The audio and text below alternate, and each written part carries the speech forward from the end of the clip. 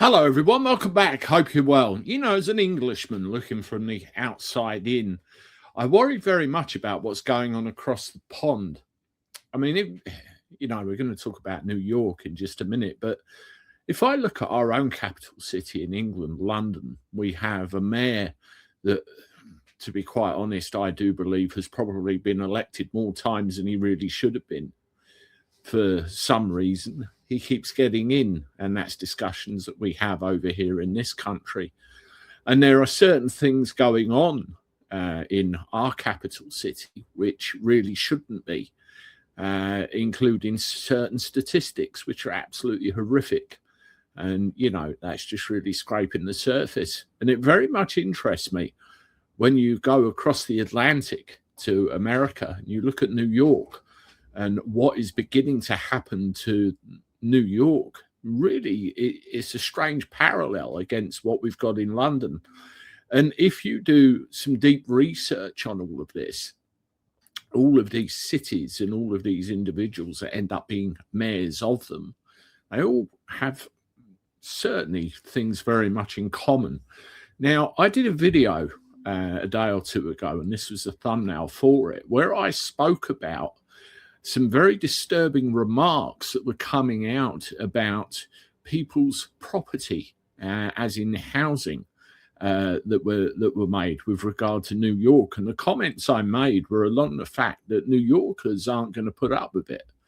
They're just going to say, well, hang on a minute. Very much like here, you work hard for the things you have.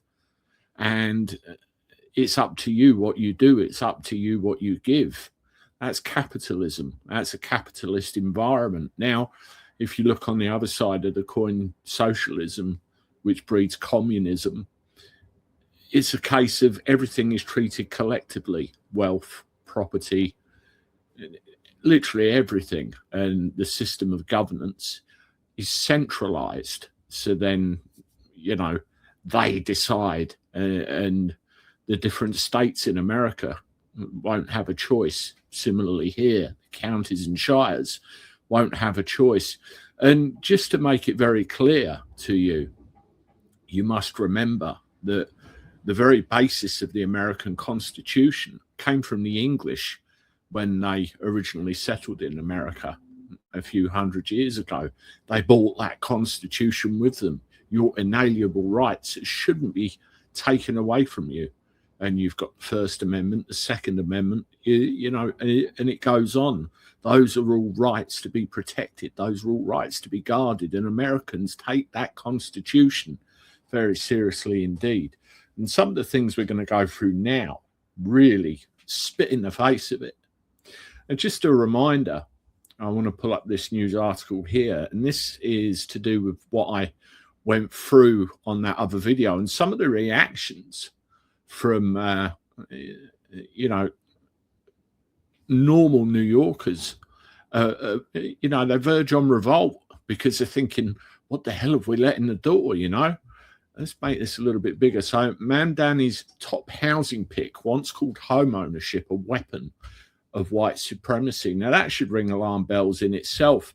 And one of the things that you have with these people, they come in and they promise you the earth. They say they're going to do A, B, C, and then X, Y, Z happens instead.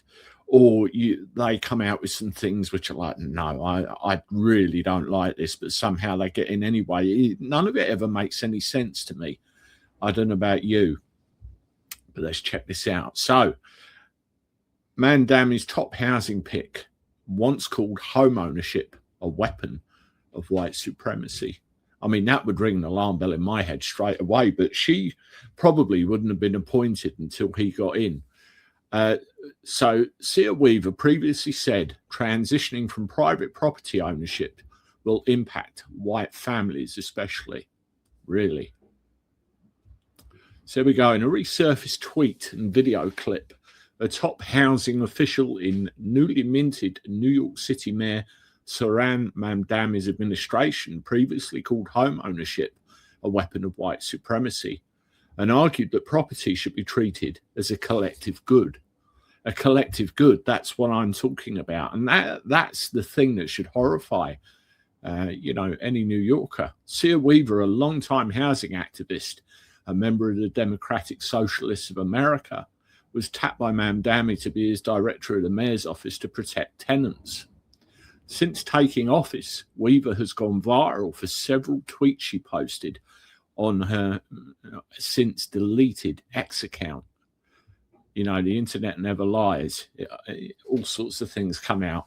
A screenshot of an August 21st, 2019 tweet shows Weaver writing that private property, including and kind of especially home ownership, is a weapon of white supremacy, masquerading as wealth-building public policy. In an earlier tweet from 2017, Weaver also called to elect more communists. There you go. Private property, including and kind of especially home ownership. So you can see the tweet there. It really is horrific. And a DSA video from March 2021 that has since gone viral. So all of this is going viral.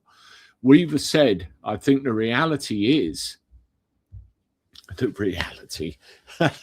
is that for centuries we have really treated property as an individualized good and not a collective good. She went on to say that transitioning to treating it as a collective good towards a model of shared equity will require that we think about it differently.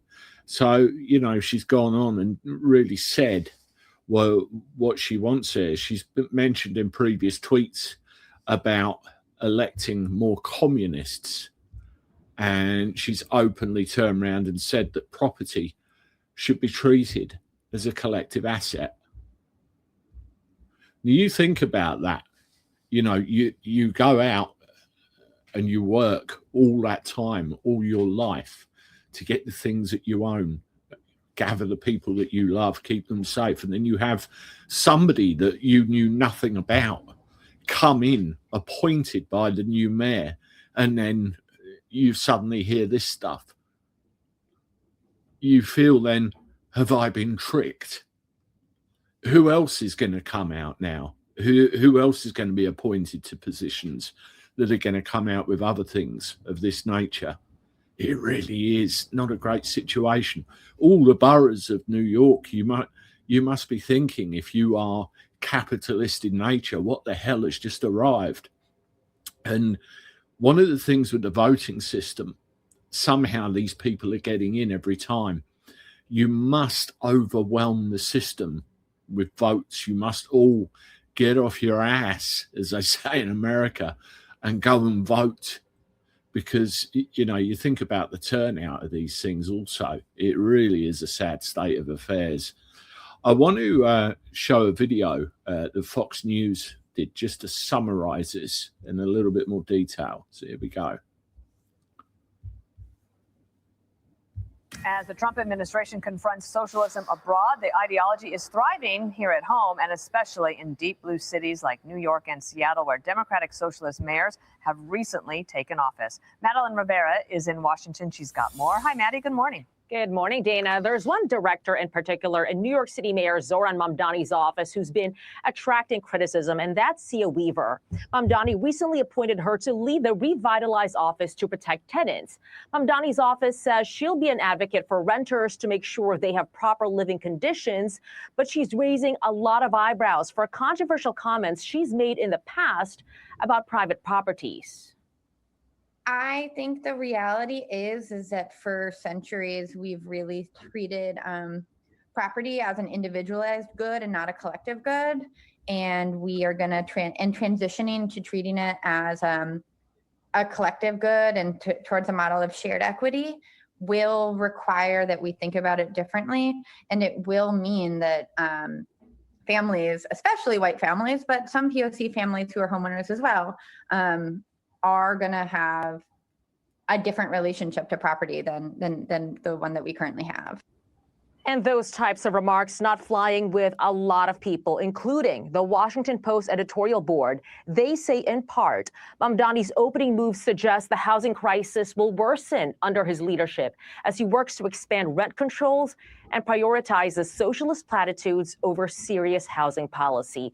It's not just Weaver, though. You mentioned they're going off to another area on that recording, but you know, straight away prioritizing socialism. So that's where it's going, folks. That's centralization.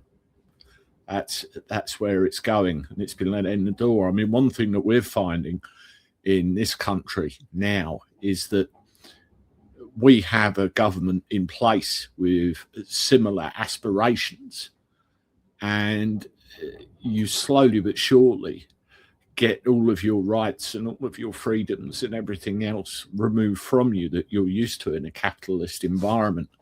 And when other elections come along, let's face it, if you're allowed to vote ever again, you need to think long and hard about what's going on and what you want. Otherwise, New Yorkers, they'll just get the hell out. And I couldn't blame them. I just want to finish off by going through a little bit of this, which I think is very important. Liberal New Yorkers who are privately Republican are still freaking out about Mamdani. So on the Upper East Side, some of the city's wealthiest Jewish residents remain hysterically opposed to Zoran Mamdani in a rhetorical battle that is riling the neighborhood where the new mayor is now right next door. Now, there he is right there. It's a picture. That certainly is a picture. If there were afterwards, if there were awards for understatements, this New York Times headline from December 29 would surely be a winner. As Mamdani leaves Queens for the Upper East Side, a cool welcome awaits. How about a sub-zero welcome? So, you know, it says it. The mayor and his wife, First Lady of New York City, Rama Dewji, have reportedly not yet moved into Gracie Mansion, the sprawling mayoral manor on the corner of 88th Street and East End Avenue. Mamdani won the election by a margin of almost double digits. When they take up their new digs in the coming weeks, they will relocate to a neighborhood that favored Andrew Cuomo by 24 points. And if Mamdani's democratic socialism is making the rich nervous, his mayorship is spurring a crisis of nearly existential proportions for many of his and Dewji's extremely rich neighbors-to-be. One of them recently told the paper of record that he wouldn't even recommend a sandwich spot to Mamdani, calling the youngest New York City mayor in more than a century an entitled, ignorant, anti-capitalist, anti-Westernist ideologue. So there you go. It's all coming out now. Now, one of the things that I wonder, there were warning signs of this during the campaign. I mean, in England, I saw videos of some of the things that he was suggesting doing, and to anybody, no, absolutely not. Yet he's now the mayor of New York City. Make that make sense. And it runs parallel to what's going on over here. It's a completely different ideology that just isn't compatible with the West. And that's mild compared to what certain clusters of uptown mums are saying, that he's bringing Sharia law and supporting the Intifada. Their warnings have gone straight for the proverbial jugular, with women arguing with full conviction that their children are no longer safe in New York now that Mamdani is mayor. Some have claimed that Dewji is a sympathizer, in brackets she is not.